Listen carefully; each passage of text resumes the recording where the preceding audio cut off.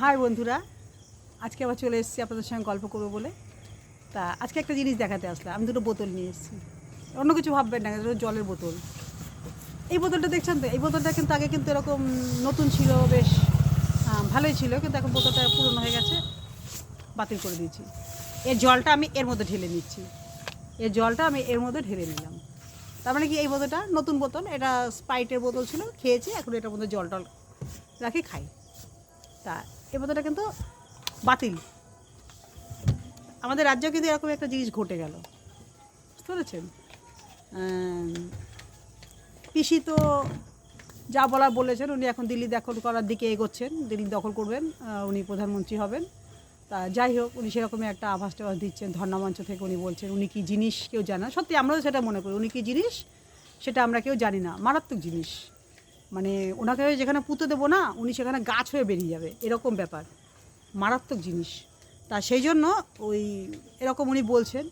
তা যে ঘটনাটা ঘটলো বিধানসভায়, তৃণমূল ভেঙে ওই ডিম কেসে, ডিমটাও আমার কিন্তু সাজানো কেসই মনে হচ্ছে, সিআইডি ডাকার হাত থেকে বাঁচার জন্য ডিমের নাটকটা। কারণ তৃণমূলের লোকেরাই মারলো, উনি টেনে নিজের বোতাম ছিলেন, চেনটা দেখি গলা থেকে খুলে পকেটে ভরে নিলেন, যেটা রিপাবলিক বাংলায় দেখলাম, হ্যাঁ, মিডিয়া হাউসে দেখালো।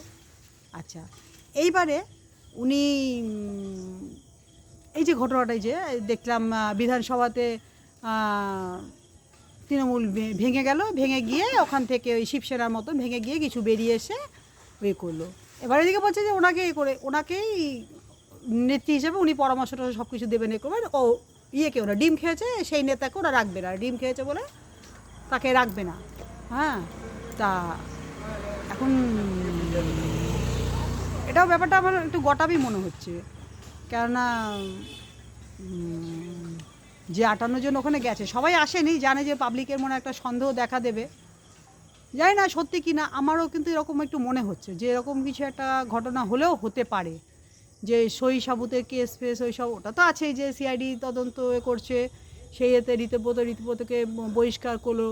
ঋতব্রত একমাত্র ওনার কাছে ভালো ঘোড়া একটা, কেননা ঋতব্রতকে ধর্ষণের কেস দিয়েছিল, ওরাই কেস দিয়েছিল, সেখান থেকে করলো। সিপিএম থেকে তো ওইসব পচা আলু রাখে না, পচা আলুকে বের করে দিল, বের করে দেওয়ার পরে আবার উনি নিয়ে নিলেন, এটো জিনিস উনি আবার নিয়ে নিলেন খাওয়ার জন্য, খেলেন। এতদিন ধরে উনি খাটালেন, নানা রকম পোস্ট দিলেন, দিয়ে টিয়ে এখন উনি আবার ওনাকে সাংসদ করলেন, করে টোরে এখন উনি আবার বিধানসভা টিকিটও দিলেন। বিধানসভায় যখন দেখলেন হেরে গেল, আবার নতুন একটা প্ল্যান হলো। এখন জানি না, আমার এরকম মনে হচ্ছে, এখন জানি না আপনাদের কী মনে হচ্ছে। ভিডিওটা দীর্ঘায়িত করব না, আপনারা একটু চিন্তা করুন, বিষয়টা হলেও হতে পারে। শুভরাত্রি জানিয়ে শেষ করছি, নমস্কার নেবেন।